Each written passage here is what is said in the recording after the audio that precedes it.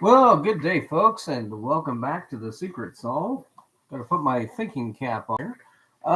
So this is a program about The Secret by Byron Price. In this program, I look through the various stories in the book, and I try to come up with what authors were thinking at the time in 1982. Today, I'm looking at the evil Necromancers that start on page 134 and 135. Evil necromancers obviously are the people that cause trouble in your marriage. Yeah, they slip into your relationship unknown, and before you know it, you're heading to divorce court. So I'm going to start my analysis on this one by looking at the image on page 135. And here you have basically a couple of actresses looking in the mirror, and they appear to be from the vamp slash flapper era of the silent film days, the 1920s. Uh, and it mentions Valentini. And I'm pretty sure that the person they're talking about is Rudolph Valentino. So Rudolph Valentino was a silent film actor, and I think they want you to get to the Sheik and the Son of the Sheik, because in the history section they say sheiks and vamps, and is flickering out of Hollywood in the guise of sheiks. Well, the guy that flickered out of Hollywood in the silent film era was Rudolph Valentino. Well, old Rudolph Valentino kind of goes along with my previous assessment of another Rudolph, the Don Fawn, being Don Rudolph, the pitcher. And sometimes they put these things back to back just to give you further confirmation that you're on the right track. And with the double confirmation of the Sheiks mention, the Hollywood mention, and the Valentini, and the fact that the people that are in the image are dressed in the 1920s silent film era, I am pretty sure we're talking about Rudy Valentino. And Rudy Valentino was considered the Latin lover. He was a sex symbol in the 1920s, and the also known as the Great Lover. His early death at age 31 caused mass hysteria among his fans. So, not only that, he fell probably victim to a sophomore jinx. And again, I believe I found earlier somebody that actually lived in Rudolph Valentino's home in one of my previous episodes. And so that gives me further confirmation that they incorporated Rudy Valentino into the book.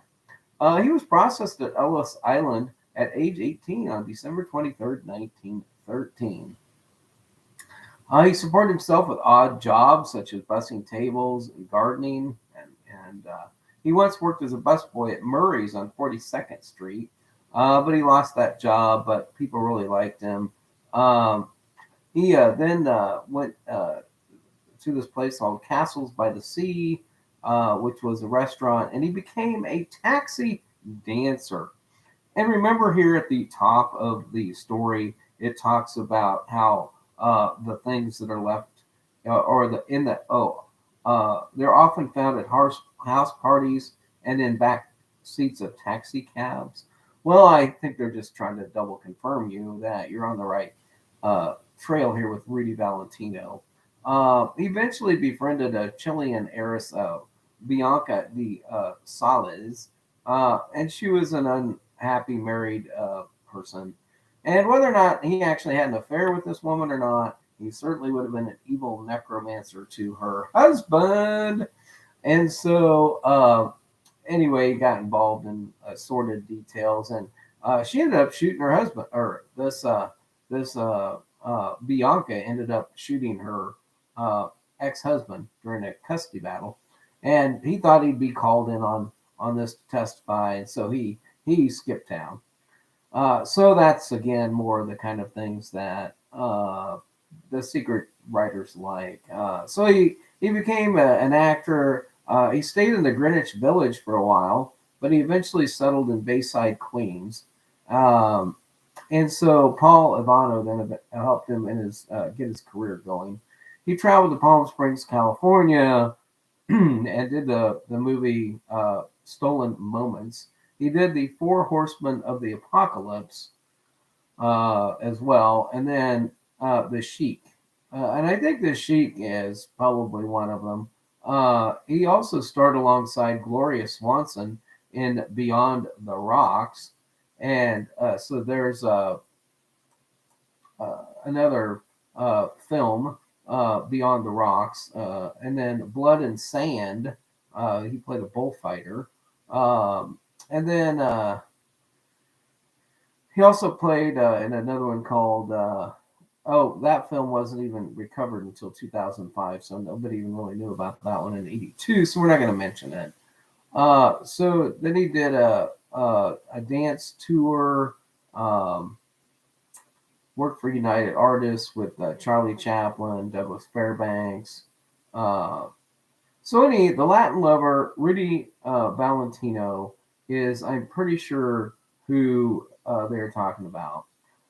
Valentino once told gossip columnist Luella Parsons that the women I love don't love me, the others don't matter. He claims that despite his success as a sex symbol in personal love life, he never achieved happiness. Oh, well, there you go. He married actress Jean Acker, who was involved with actress Grace Diamond and Arla Nazimova.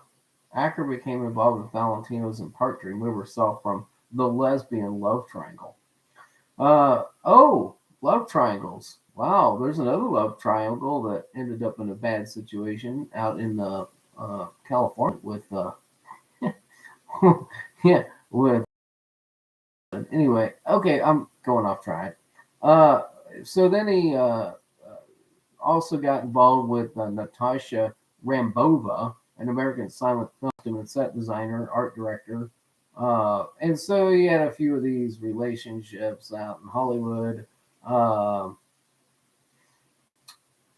Valentino's sexuality was not generally questioned in print. At least four books, including the notorious libelous Hollywood Babylon, suggest that he may have been gay despite his marriage to Rambova. So there you go. And these were lavender marriages, so you get to talk about that. All right. Well, he died. He collapsed at the Hotel Ambassador on Park Avenue in Manhattan. He was hospitalized in the New York Polyclinic Hospital following an examination. He was diagnosed with appendicitis and gastric ulcers. And he had a surgery, but his condition would eventually be referred to as Valentino syndrome, which was basically perforated ulcers mimicking appendicitis. He developed peritonitis, which got worse, and then he got pleurisy in his lung, and Valentino was conscious briefly, and then he slipped into a coma, and he died a few hours later at the age of 31. The actor had contracted sepsis, an overwhelming infection. So he died of sepsis in Park Avenue, New York. So anyway, the world went into frenzy after Valentino's death. I mean, there's all these women in black carrying red roses that showed up for the funeral, etc. So I'm pretty sure Rudy Valentino is the Valentini in this.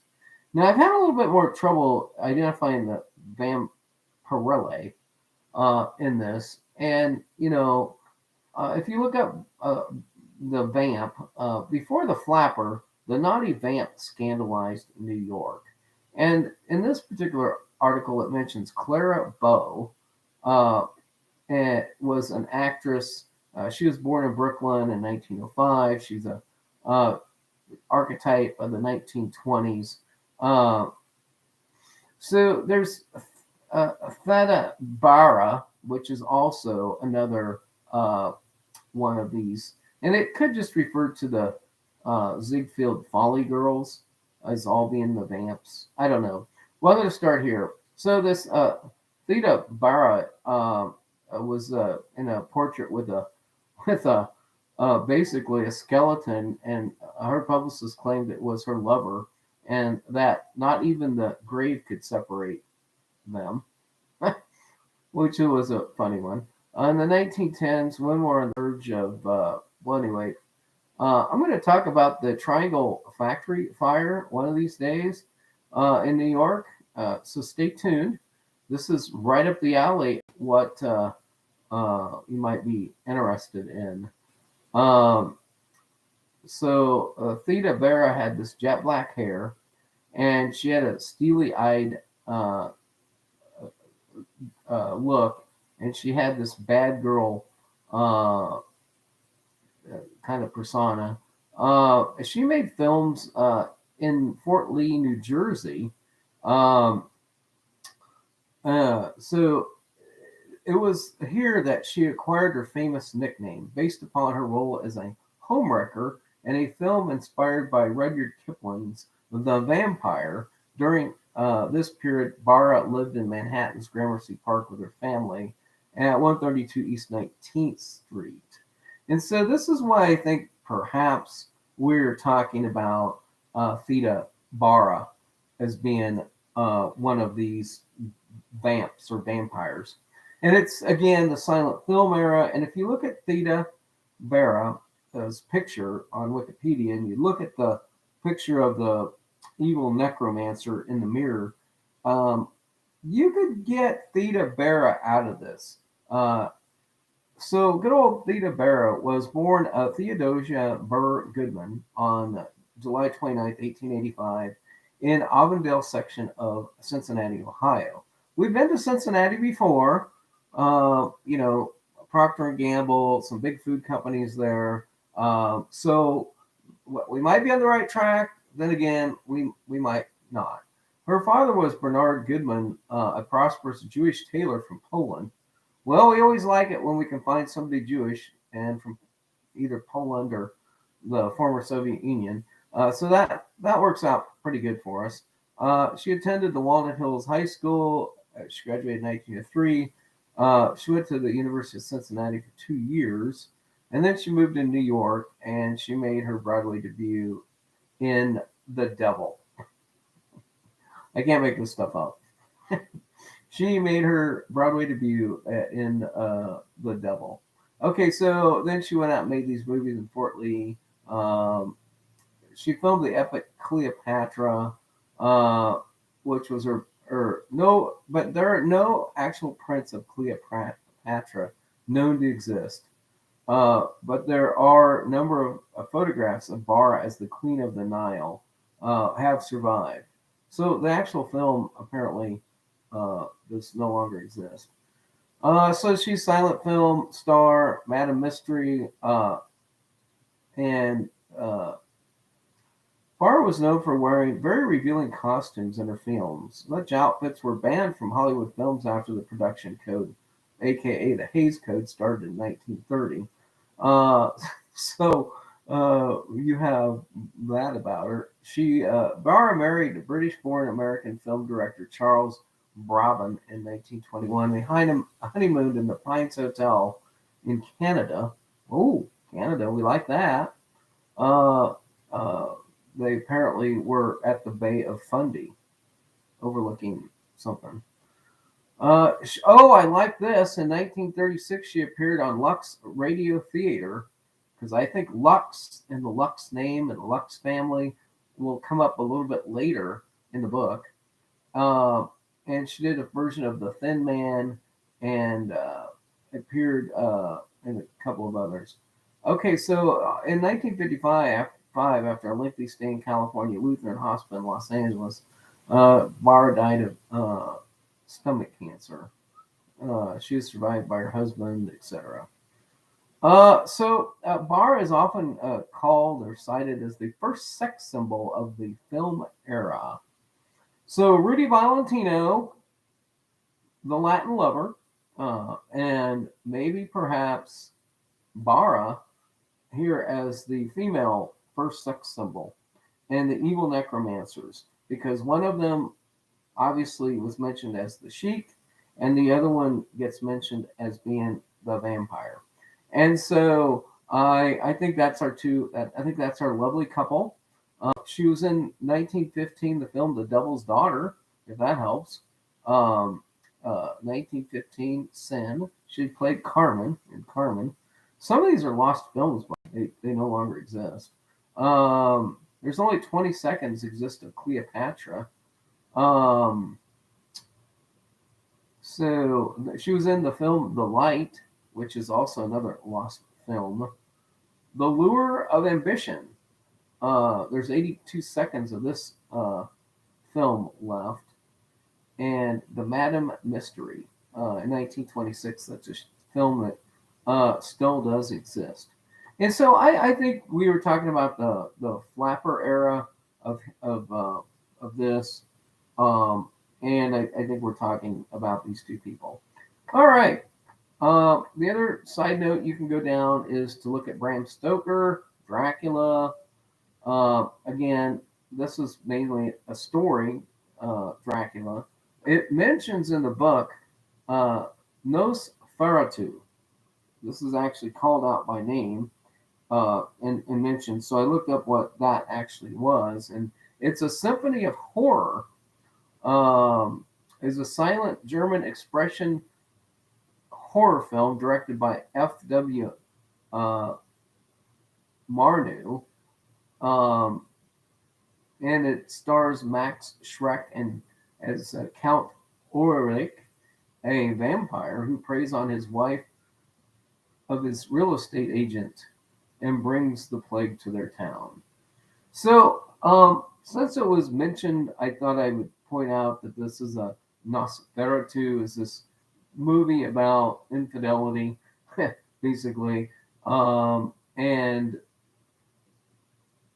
it was an unofficial adaptation of Dracula that occurred during the silent film era. But I'm pretty sure the evil necromancers are about this silent era. I forgot to mention that on this little Rudolph Valentino story, that he left on his way with a troop traveling across the country. And when they got to Utah, they unfortunately disbanded because they didn't have enough shows. And then he got picked up and then moved on to Hollywood. So good old Rudy Valentino will also place himself in Utah along with another of a few of these other people. And why is it that everybody's car breaks down in Utah? Because we had that happen before. And, you know, when cars break down on the highway, you just hope that somebody isn't driving too fast and in your lane because your gas tank might explode. And that will happen later in the back of the book. And so, there you go. And just in case you like the bow and the bowman, the other probably person that this, if you like redheads, because there's a redhead on the cover, you might look at Clara Bow.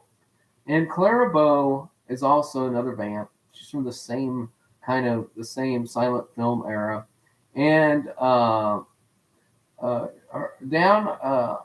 the Sea and Ships was shot on location in New Bedford, Massachusetts, one of her first silent films. And so she was born in Brooklyn at 697 Bergen Street. And so she's New York later. She became known as the It Girl. If you've ever heard of the It Girl. So again, this is another one of the leading sex symbols of the silent film era, Rudy Valentino. Bo appeared in 46 silent films, including Man Trap and Wings. Man Trap is a silent film based upon a novel of the same name by Sinclair Lewis. I imagine it has to do with he runs a ladies' hosiery business across the hall, success they get away from the city, and camp in Mantrap, Canada.